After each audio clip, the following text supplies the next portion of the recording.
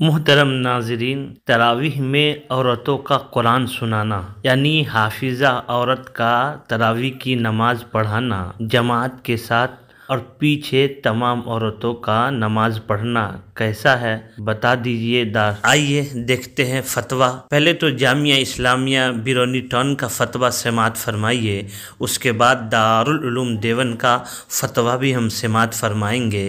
اس سلسلے میں دونوں مدارس کا کیا حکم ہے، آئیے۔ حافظہ قرآن عورت کا تراویح میں دوسری عورت کو قرآن سنانا۔ سوال: حافظ قرآن عورت قرآن مجید کو یاد رکھنے کی غرض سے دوسری عورتوں کو نماز تراویح میں قرآن مجید سنا سکتی ہے؟ الجواب: تراویح یا کسی بھی نماز میں عورتوں کی تنہا جماعت مکروہ تحریمی ہے، لہٰذا عورتوں کو تنہا طور پر جماعت کے ساتھ تراویح نہیں پڑھنی چاہیے۔ قرآن کریم کو یاد رکھنے کا ذریعہ محض تراویح میں ایک مہینہ سنا دینا نہیں ہے، بلکہ دیگر بہت سے طریقے قرآن کریم کو یاد رکھنے کے ہو سکتے ہیں۔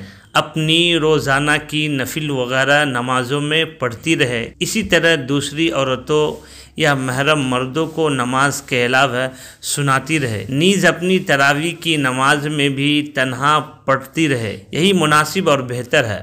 البتہ اگر نفل کی جماعت میں بھی عورتوں کو سنایا گیا تو نماز ہو جائے گی، دہرانے کی ضرورت نہیں۔ تو محترم ناظرین، آپ اچھی طرح سمجھ گئے، یہ تو بیرونی ٹاؤن کا فتویٰ تھا۔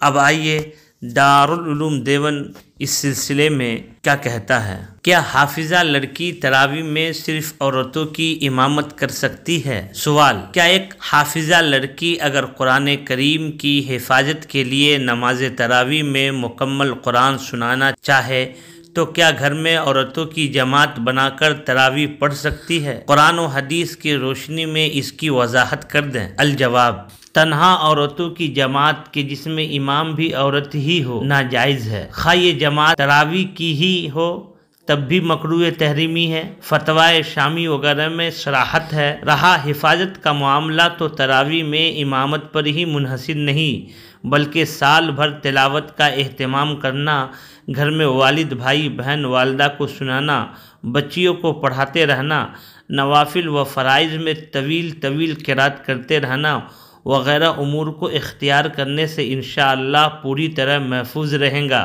اور بے شمار برکات کا موجب ہوگا۔ تو ناظرین، آپ نے دارالعلوم دیوبند کا بھی فتویٰ سماعت فرمایا اور بیرونی ٹاؤن کا فتویٰ سماعت فرمایا۔ مکمل وضاحت کے سامنے آپ کے سامنے بات رکھی گئی۔ پھر بھی اگر آپ کو اشکال یا کوئی مسئلہ دریافت کرنا ہو تو ضرور کامنٹ کریں اور بتائیں۔